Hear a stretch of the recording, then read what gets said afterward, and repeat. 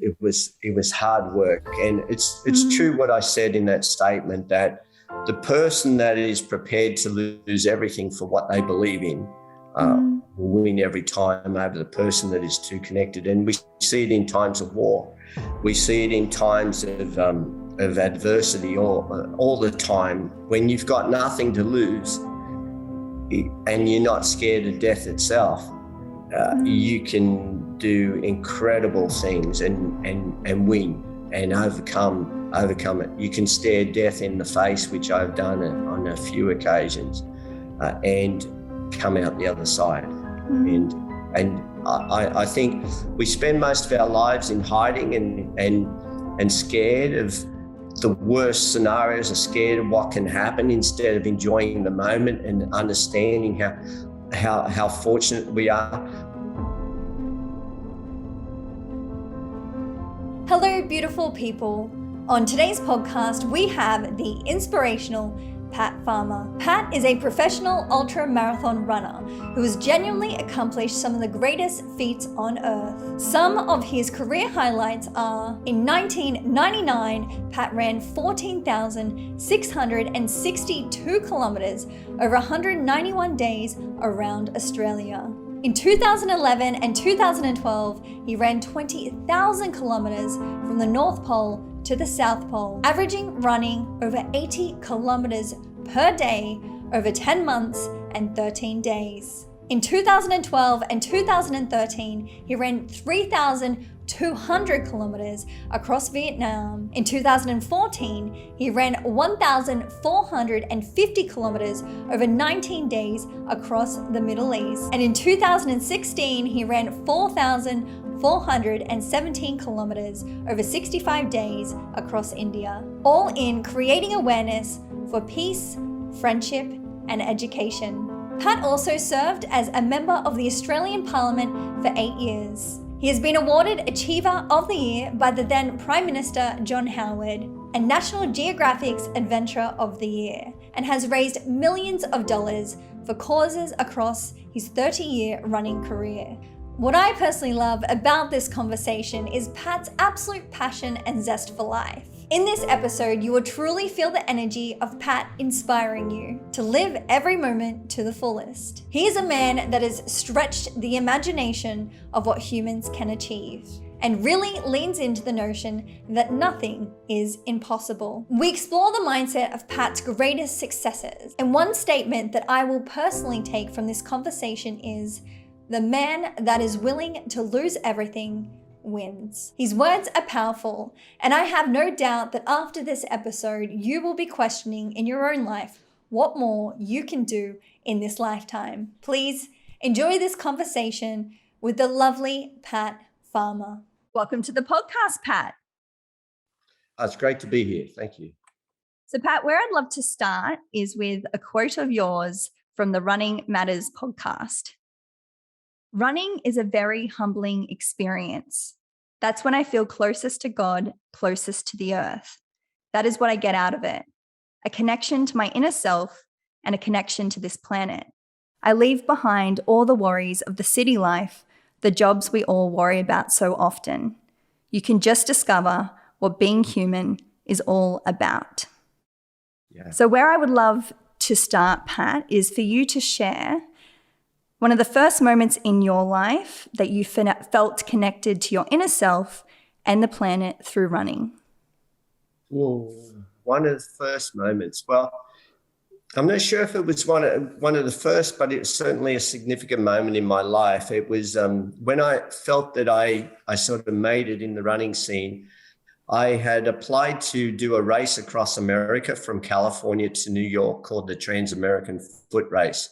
And it was an organized race with 30 of the best runners from all over the world competing in that event.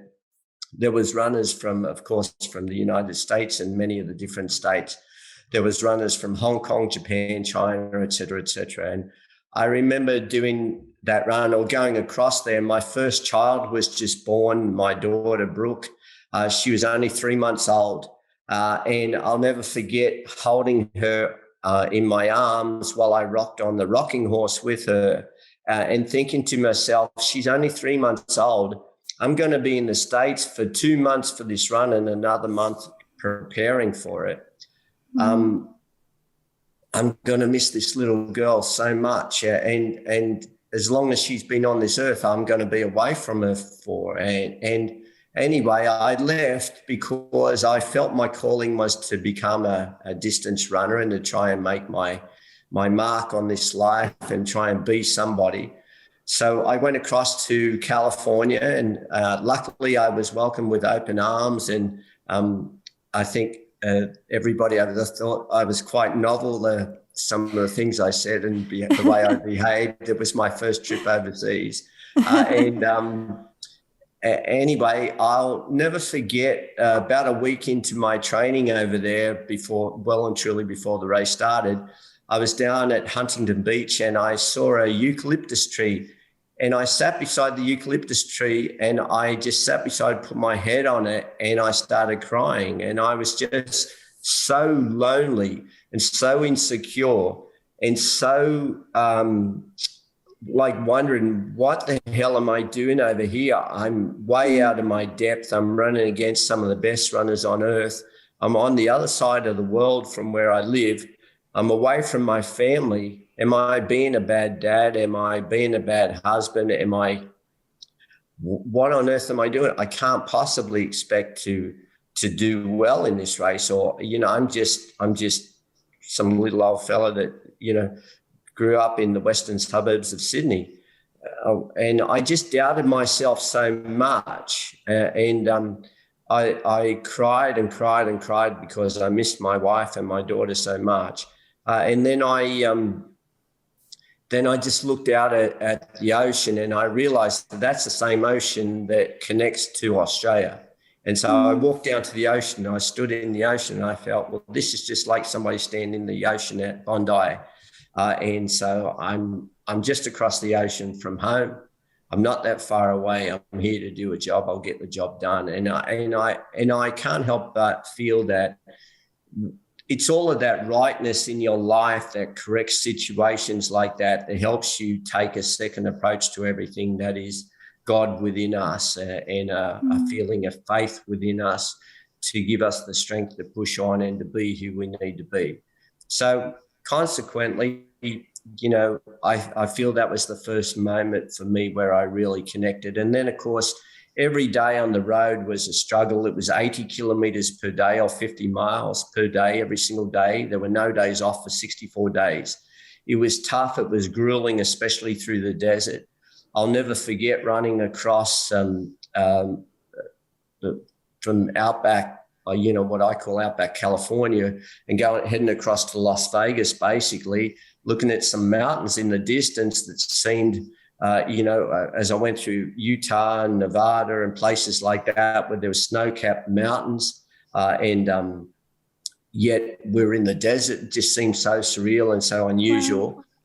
Being followed by a coyote on a few occasions and just feeling that closeness to nature. And then seeing the glitter of Las Vegas in the distance, like a diamond shining so far away, almost like a star in the universe shining in the middle of the day. And I couldn't believe how bright that place is even in the day. And as I got closer and closer, we got closer and closer to the cities.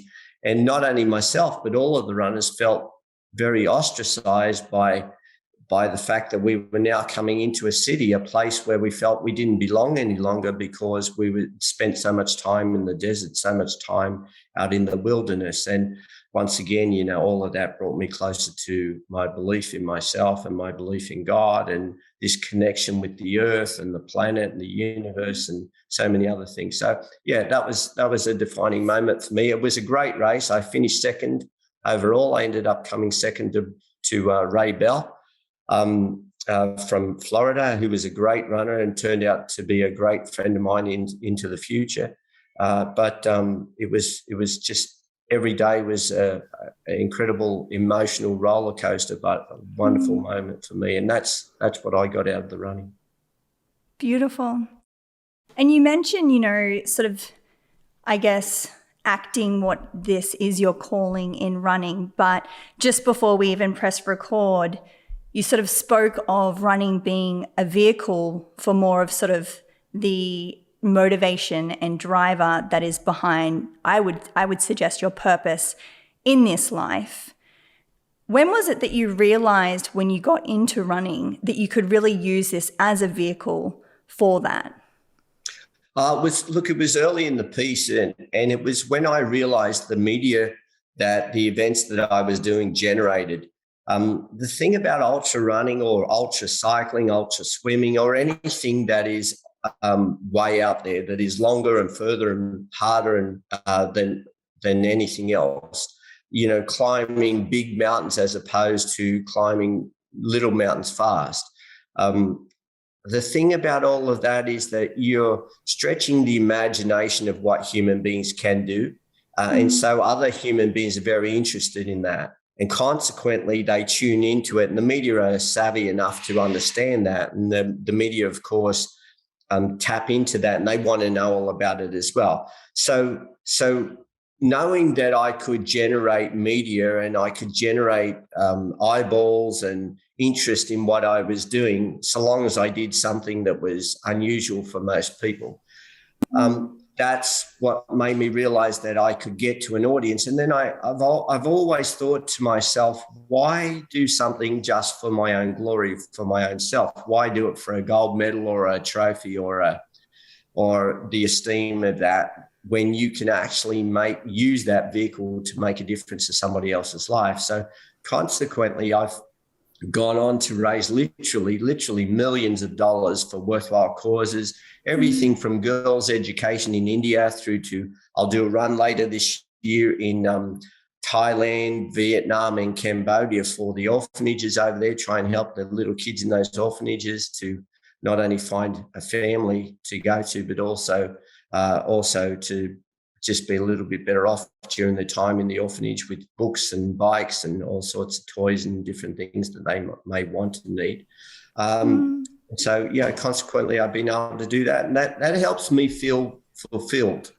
It doesn't mean anything to me being able to run faster than anybody else or being able to have a PB. I'll often go to barbecues with runners or, dinner with runners, and all they ever talk about is how fast such and such a person did this and what they did there. And, it's just gloating about their own successes or whatever, and not understanding that it doesn't matter the person that comes first in a race or last in a race. If they take the time to think about it during the course of the event, we all experience the same thing, and we experience this feeling of pushing through a wall, overcoming our inner self, our difficulties in life, our constraints and restraints, and we break through all of that. And that's what they call like breaking through the wall and smashing through to the other side. And you feel this sense of euphoria, and it's that wonderful feeling that you get. And that comes out of doing personally what you can do rather than relating that to everybody else's success. I don't care. I know everybody in the world is way more successful than me in so many other fields, but I want to be the best I can be, and I want to reach my potential, not somebody else's potential. So in 1999, Pat, you ran around Australia. And to my understanding, upon completion of that, you got a call from the then Prime Minister, John Howard, and he was very interested in the idea that during this really big run, you were able to connect with a lot of Australians on the ground. And I would love to know, sort of throughout that experience, you went into politics for 8 years. Did you feel like during that time you were able to make the impact that you thought you would through doing that? Yeah, it depends. Myself, I achieved a lot of things while I was in that area. Let me first add a prelude to that. I knew nothing about politics. I had no inclination to go into politics. I simply did this run around Australia, connected all the states and territories together. The people from one place to another place included. Not only did I run 50 mile or 80 kilometres per day every day, but I spoke at public gatherings every single evening about our centenary of federation and how important it was that Australia as a nation, the size of America, had all of the states and territories joined together under one leadership.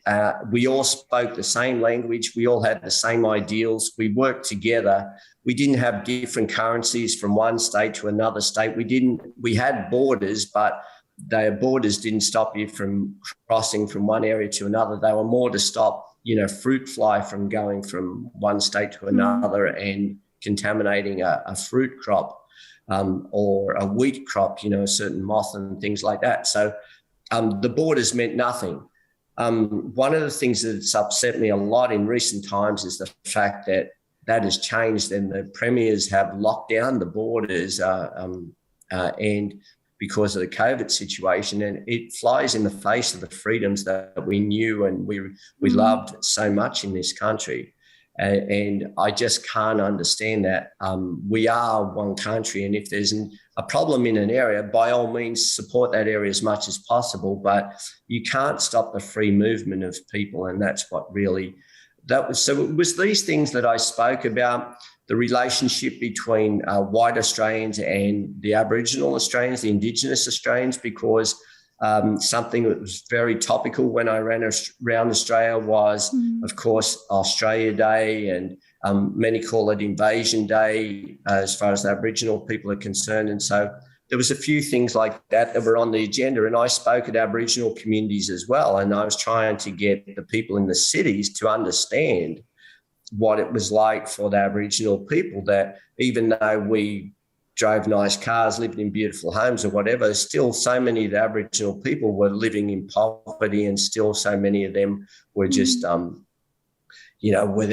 without some of the basic needs that we all take for granted, like warm water or water at all in some cases, and a hot shower, a roof over their heads, food on the table, easy accessibility to shops and support and even welfare and things like that. So anyway, at the end of all of that, as you quite rightly said, the Prime Minister rang me out of the blue because he'd heard from a number of the mayors in towns that I'd done an incredible job welding together the nation and the people within the nation. And so he asked me to think about going into politics. And the one thing that struck a chord with me, he said, look, I don't know what you know about politics, and I don't know what side of politics you're on, but if you would be prepared to run for us, which was the Coalition or the Liberal Party at the time, I promise you my support and the support of the cabinet ministers to get things done for people in your area.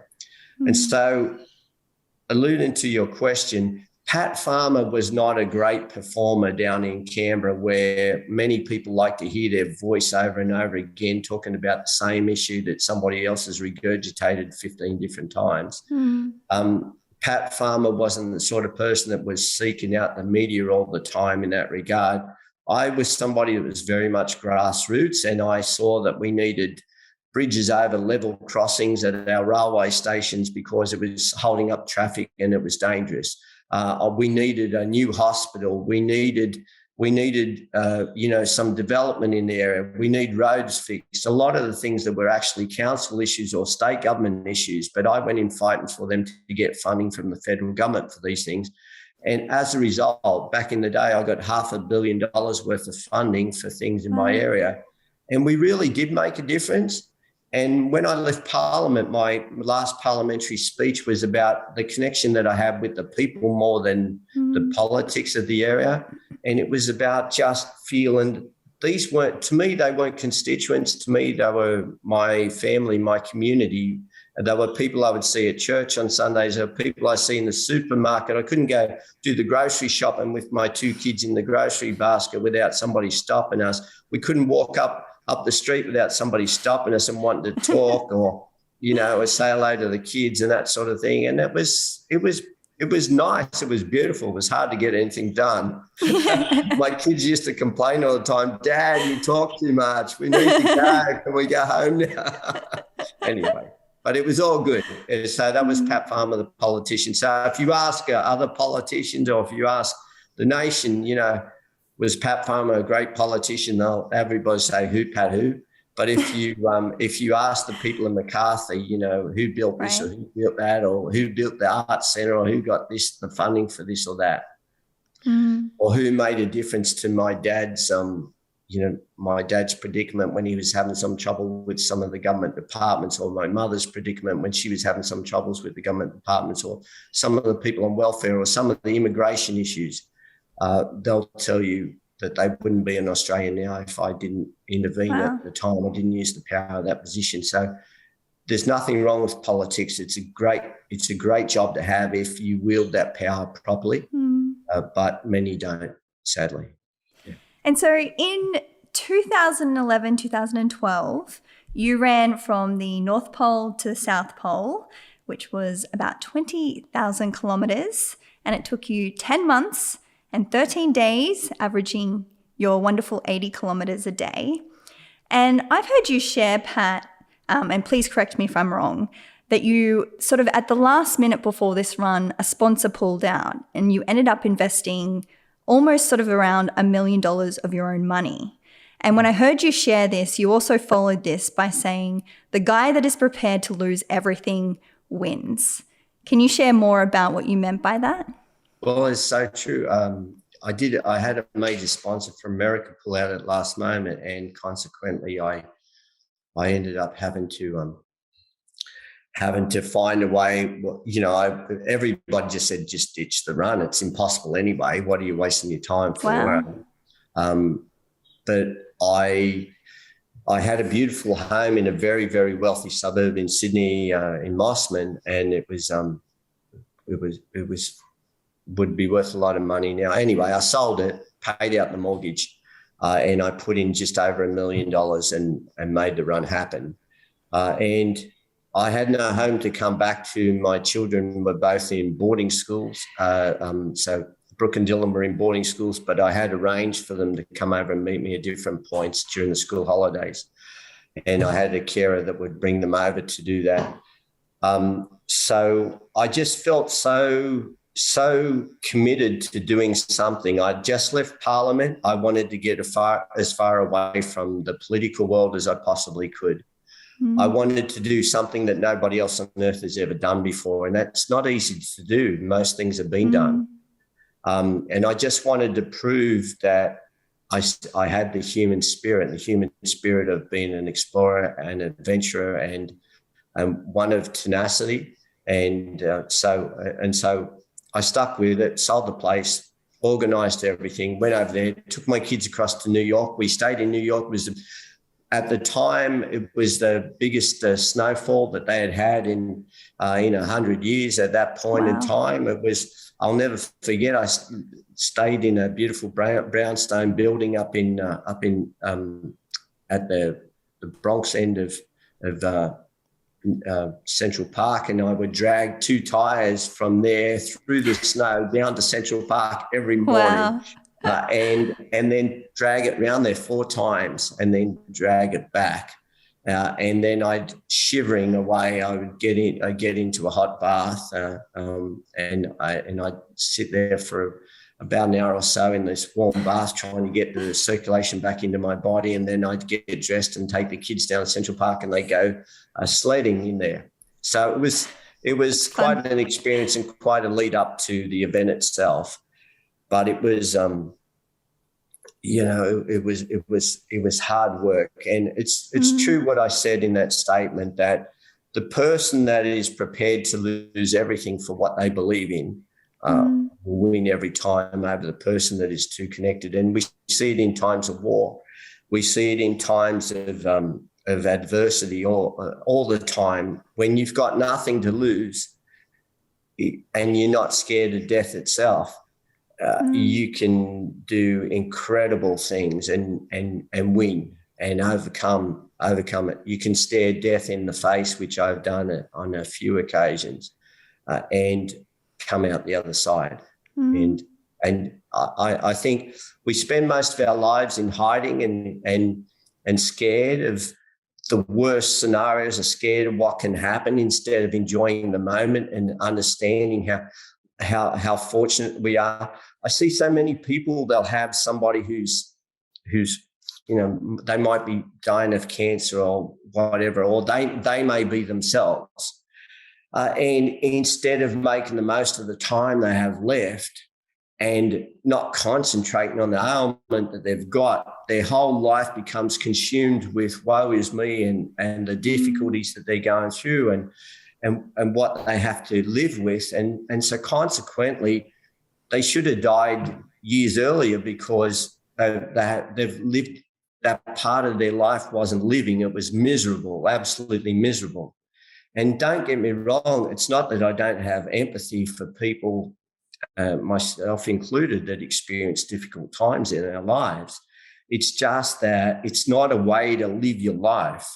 And I want to live my life right to the last breath, right to the last moment, right to the last thing that I see before I shut my eyes. And then I know, and the people that love me and that have been around me will know that that's a life worth living. But so many of us don't do that. So many of us are so scared of what might happen, what might go wrong, what could happen. They just don't live. This life is meant to be lived. It's not just for existing. Greater men than me, or greater women, greater people have said the same. And, I think it's just an awakening for all of us to know that, to understand it, and then to live it every day. Right. There's, so many people say you need to live every day of your life. You got to get out of bed and you got to do something with your life every single day. And it's said so much, it's a cliche. But for the rare few that actually do that, God, they achieve a lot. They achieve a lot. My family will tell you, anybody, I can't live a day unless I can look back on it and say, I built this, I did that day. I did something that day. Nothing upsets me more than to have a day where I can't reflect on having achieved something of note. And I'll go out of my way to make sure I do that. Absolutely love it. Very passionate, Pat Farmer. You mentioned sort of having several occasions in your life where you've sort of, come up in an experience of, facing death, so to speak. What is your mindset, your outlook in situations like that? Is there an adventurous, explorative experience that is worth truly risking, like going right up to the edge of life and death itself? Or do you pull back when you get into those sort of more life and death moments? No, I'm very comfortable in my own skin, as ordinary as it is. I think I saw a good movie a long time ago. It was called Big Fish. And one of the themes that came out in that movie was this guy said, this is not how I die. I'm not dying here. I've already seen how I die, and this is not it. So bring it on, And so he faced all of these things that happened in his life where where most people think, oh, this is the moment that you die. This is the witch that's going to kill you, or this is such and such is going to happen. But in his case, he's gone, no, I already know what that is. So this is not it. So let's just see what happens in this moment. And I sort of approach things like that. I love the outdoors. I was brought up, my father was very much a country man, taught me how to hunt, how to fish, how to survive off the land. And myself with my brothers and sisters as well. He taught us a lot of things in life, but the consequence of all of that was that what he really taught me was how to be a mechanic. And when I say mechanic, a mechanic or an engineer is somebody who solves problems. There's water in between two bodies of land. They build a bridge. They haven't got any steel. They build it out of wood. They haven't got any wood. They build it out of rope.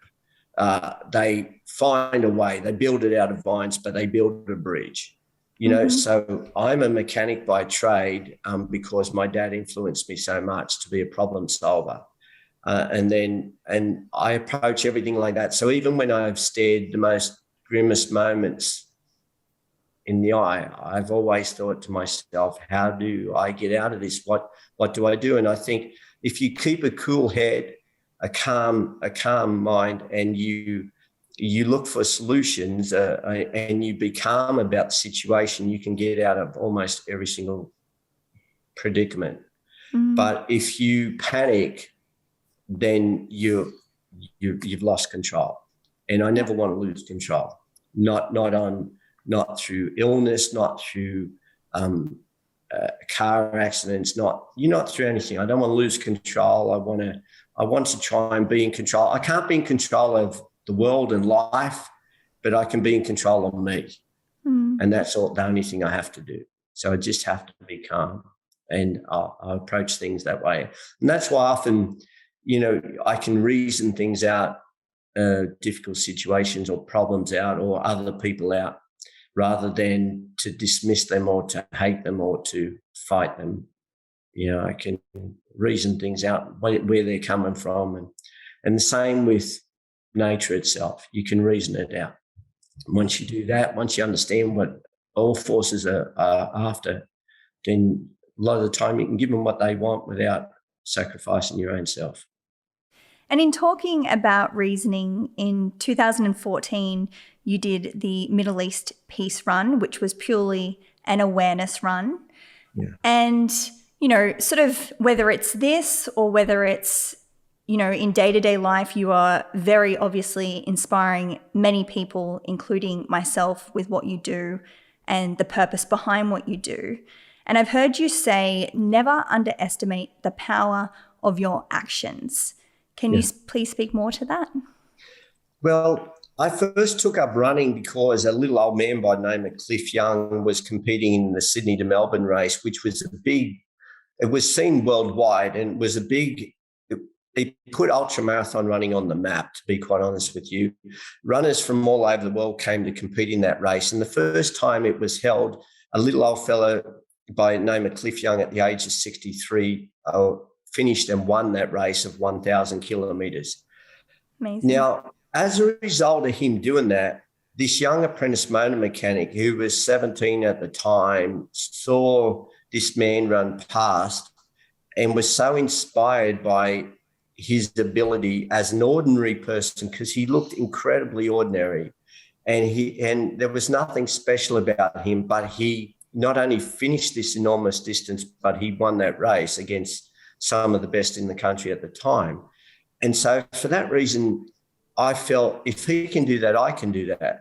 And then as a result of that, I've gone on to run all over the world, the length of India, from Kanyakumari to Kashmir. I've run the length of Vietnam. I've run through the Middle East. I've run for so many different causes, all the Americas and so many other places as well. And I've raised a lot of money and supported a lot of worthwhile causes in doing it. But that little old man didn't know I was standing on the side of the road. And he could have said anything on the radio or on a podcast, which they didn't have in those days, or TV or whatever. And it would have just gone in one ear and out the other, because everybody was doing that sort of thing. And you listen to a lot, you see a lot, and that's that. But when somebody actually does something and they commit it to action, then you can figure it out.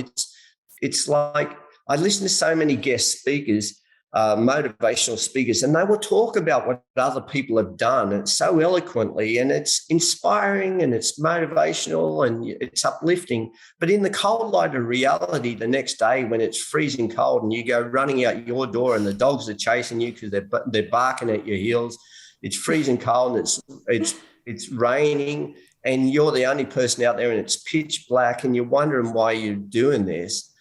It's those moments where you go, well, hang on, that little old fella did that, and he would have gone through this as well, and he pushed through it because he was telling me about the amount of training that he did. So he wouldn't have had all good days when he was training.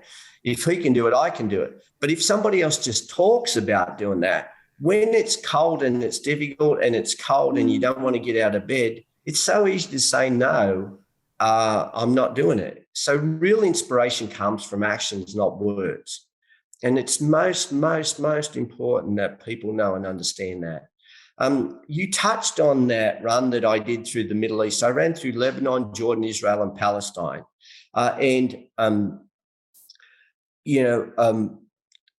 I was supposed to go through Syria as well at the time, but the war had broken out and there was a lot of problems there.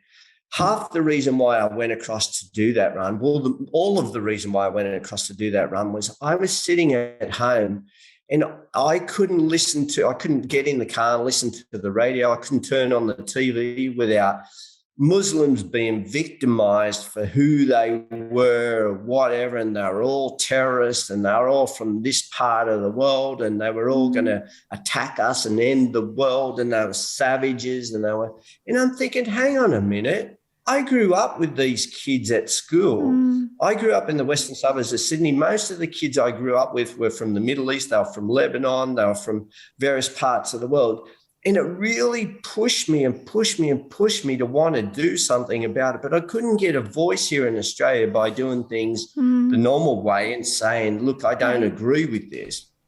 And because there was such a groundswell of people around, everybody that's wearing a scarf over their face must be going to rob a bank or must be going to commit an act of terrorism. But I knew that wasn't true. So I wanted to show the world that's not the truth. So I went to there and I took a film crew with me. And the film crew was, cost me $50,000. It wasn't cheap. Wow. And they came with me and they filmed that. And I got a commitment from Channel 10 that if I did this run, they would show the documentary on TV, and they did. And I was very proud of that because I showed the Bedouin people as good people that had the kindest hearts. They had no money whatsoever. I went into Jerusalem. I ran into Jerusalem and there were people there going, oh, you're Australian. Here, take some figs. Here, have some of these prunes. Have this, have that. They're trying to give me things. They didn't want me to pay for anything. I sat down there where they said this is down underneath this church, right underneath the ground. This is the crib where Jesus was born. This was the spot, the cave where he was born, and things have been built on top of that ever since. But this is the actual spot, I went to the refugee camp. I went through, my film crew filmed the refugee camp at Zatra, where all the people were fleeing over the border from Syria on into Jordan. And there was 400,000 people in there. And my government, the one I represented, was talking about refugees all being terrorists and being terrible people and we shouldn't allow them into the country and this and that. I saw nothing but good people that were just trying to survive and keep their families alive, and they were living in the most poverty-stricken conditions. And I wanted that seen. I wanted to show Australians. I understood more why most people from the Middle East wear a mask over their face, because I ran through sandstorms and I got sand blasted and the wind was horrendous. I saw a Middle East wedding and people were shooting guns in the air, like letting fire. I started ducking. I was out of work. I started ducking when all this gunfire is going on and the cars are going around and they're yelling and they're happy and they're shooting guns in the air. And I said, what's going on? They said, somebody got married. They didn't have fireworks. They didn't have fireworks. They didn't have, they didn't have a lot of things. It was just their tradition, make some noise, make people aware, It was just so good to be able to use the vehicle I had of running to be able to capture that film, to be able to sell the other side of the story and to get that message across. I tried to do the same thing as far as refugees were concerned when I was in politics. And I was able to get a lot of people permanent residency because I pleaded their cases for them while I was in that position. And they're fine, upstanding citizens of the community, and as a result of having a chance. And to me, that was most important. But you know what? None of that would have happened. None of the millions of dollars I've raised for worthwhile causes would have happened. None of the people would have been inspired by me if that little old man didn't run past where I worked as a motor mechanic, and he inspired me. So that's why I say actions speak louder than words. Beautiful, Pat. And speaking of Cliff Young, That I'm aware, when you were around 14, you left school. And at that point in your life, you felt like a somewhat quote unquote failure. And sort of moving up to 17 years old, you're working as a mechanic, you see Cliff Young. And to my understanding, you look at him and you think, I want to be somebody like him. Do you feel like, I mean, what is your journey been like in that exploration? Did you get to a point that you felt like somebody? I still haven't reached that moment yet. But there's this beautiful Irish saying. It says, I hope that something along the lines of the fortune you're after is just beyond your reach, just beyond your grasp. And that seemed strange to me, and I thought, that's the Irish for you. But then I realized how on the button they really are, because when you attain the success that you've craved for all your life, what else is there in life?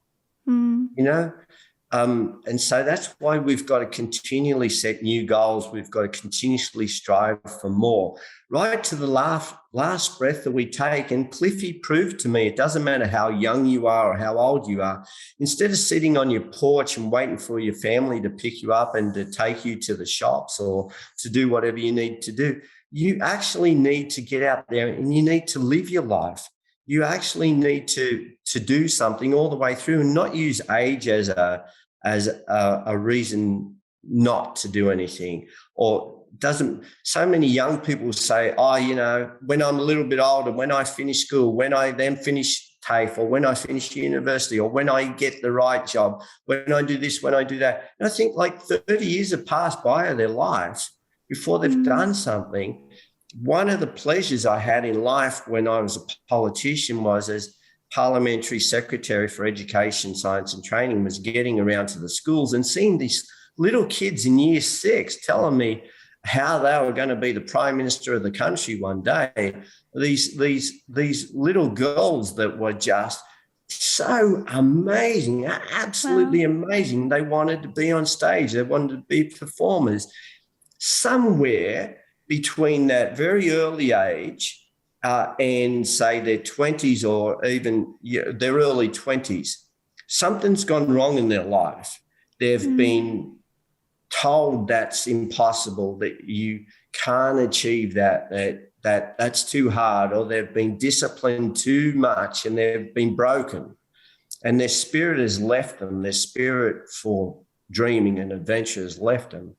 And consequently, they give in to the cycle of life and they just exist. But if we could just capture that, what Cliff Young had at an old age and what those little children have at a young age, that ability to dream and think that nothing's impossible, and we hang on to that, it's incredible what you really can do if you really believe it with all your heart.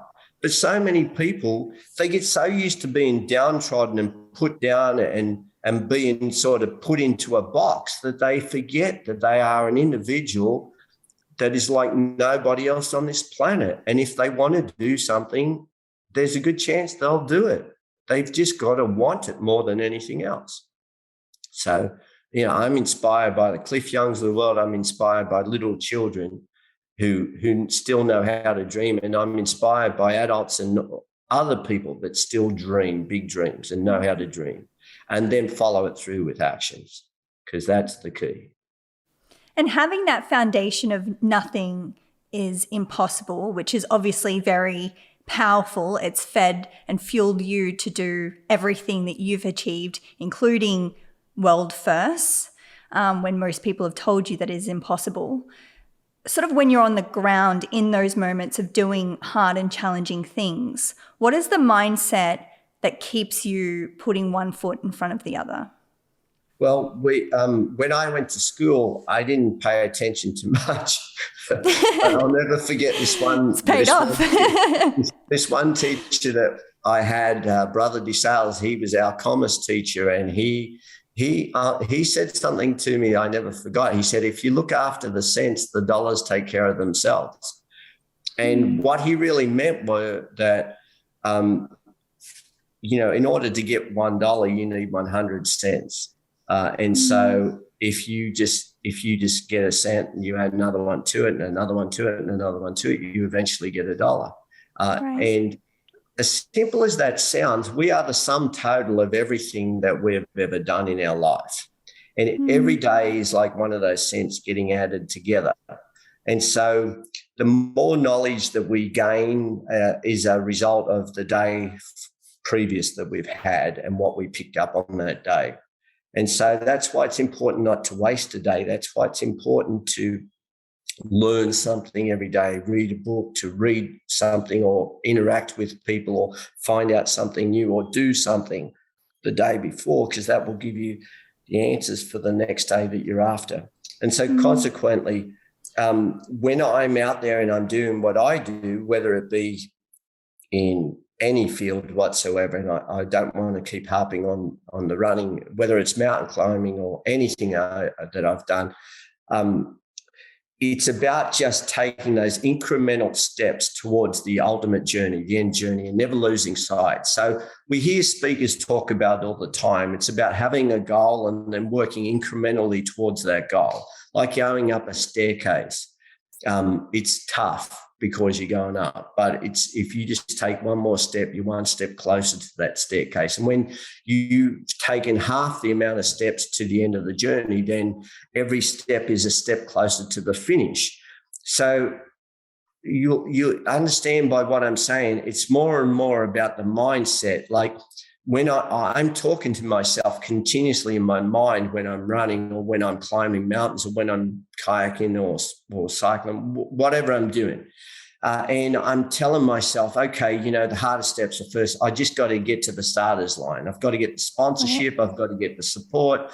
I've got to get the network together to be able to make it to the starters line. Get to the starters line. Okay, I've got to take the first step, because my mother had this wonderful saying. She says, Rome wasn't built in a day, but it was started in one. And it is so true. So many people don't take the first step because of the enormity of the task that they have to take on. But if you take the first step and then you just take the next step and then you take the next step and the next step and the next step, before you know what's going on, you've gotten through that first day. And then so when I was doing the run from the North Pole down through the Americas to the South Pole, I broke it down into 5 sections. I basically said, okay, I've just got to survive the North Pole. And I did. And then I said, right, I've got to get through North America, which is Canada and the United States. So that's section number 2. I've got to get through this enormous place, the size of Australia. I've got to get down through there. And then Mexico and the Central America was like this difficult area, which included the Darien Jungle, like down into the Darien Jungle. So the Darien Jungle was my next real test. And I didn't know how I was going to get through there or what I was going to do, but I just knew that I was going to face that when I got to there. And as it turned out, many of the governments tried to convince me not to go into the Darien Jungle. And when they realized that they couldn't control me and they couldn't convince me not to, and because I was running for such a big organization like the International Red Cross, one that was recognized worldwide, and because the world was watching what I was doing, they decided to commit forces to protect me through there. So I had some armed forces, 19 armed soldiers came with me that were combined from both Colombia and from the Panamanian governments. And they were special forces that went with me to go through the Darien. And it took us 5 days to cut our way through with machetes through the thickest of jungle, because we couldn't go onto the trails. If we went onto the trails, we were sitting ducks for terrorists that were in there, drug runners that were in there, people that take other people as hostages. So we had to stay in the thick of the jungle as we made our way through there.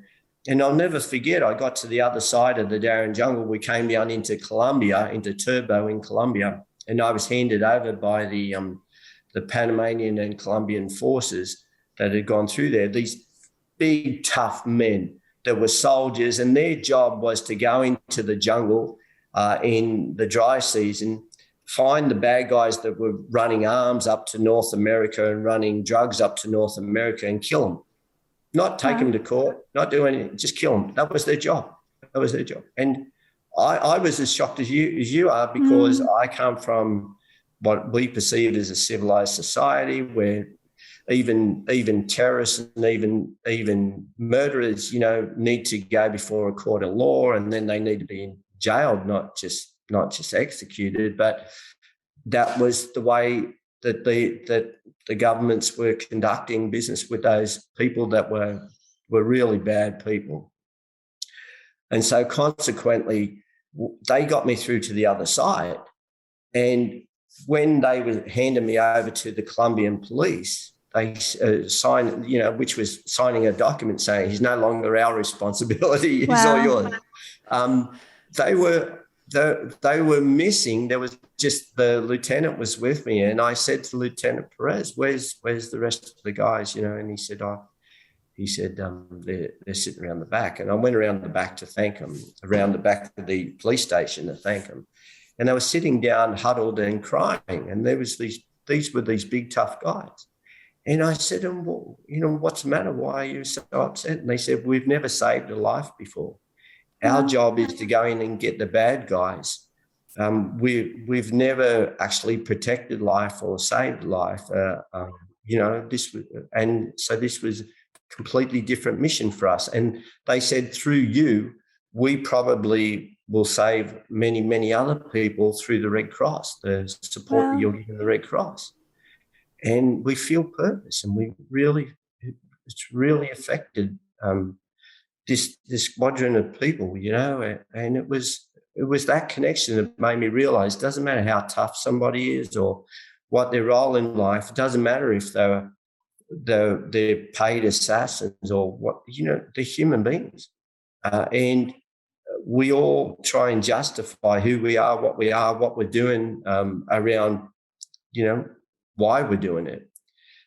And there's reasons for everything. So anyway, that was part 3 of the journey. Part 4 was South America, was just long, arduous deserts, Peru, and the difficulty of that. And then part 5 was the South Pole, and the South Pole basically was a piece of cake compared to the North Pole. And once again, getting back to your point, it's breaking everything down into those increments. And even along the way, I would break it down into the seasons: summer, winter, autumn, spring. And every time there was something to celebrate in my mind, I would celebrate it. Like, I'm into a new season. That means I'm closer to home. I'm getting closer to the finish. Summer's gone or winter's gone, or, something like that.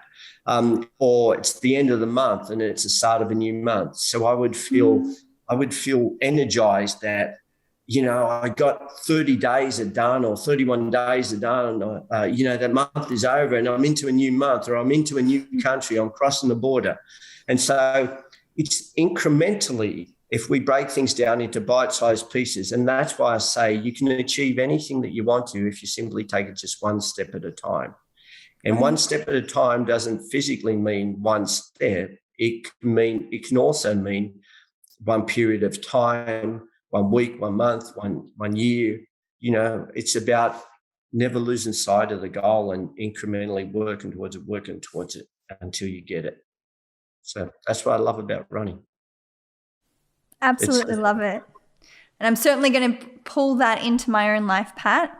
Thank you for sharing that, because I think that that mindset is so incredibly powerful, as you're suggesting, not only in running or endurance sport, but I think, when you speak about that, I'm thinking about other parts of my life where it's just, you have to just remind yourself, just take it day by day or hour by hour or minute by minute, even if it's something really challenging in your life. But it is possible when you break it down in that way to not be overwhelmed by the larger challenge that is with all of us.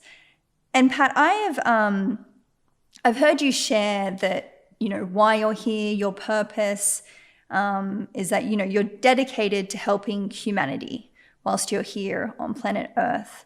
What does that look like for you in moving forward?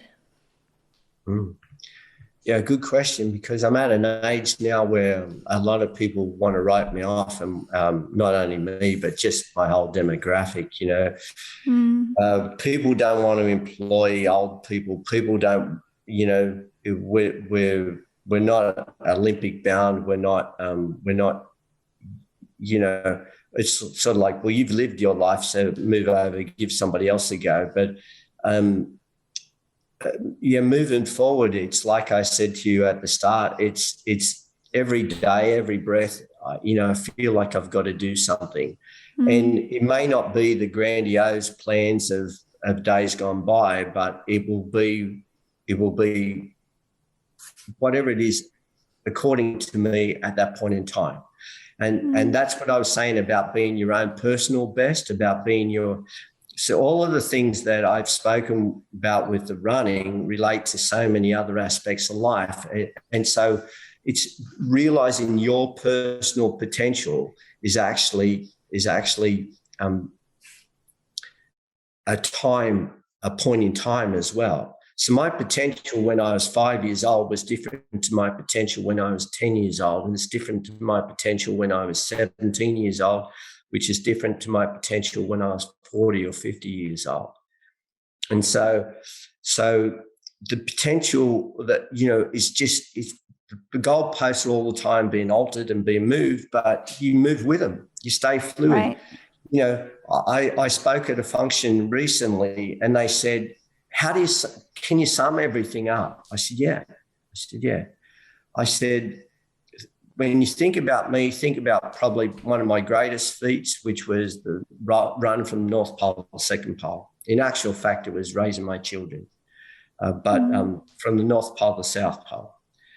And then when you think about that, I just want you to think about the thing that stands out the most. And what is it? And they said, ice. And I said, exactly.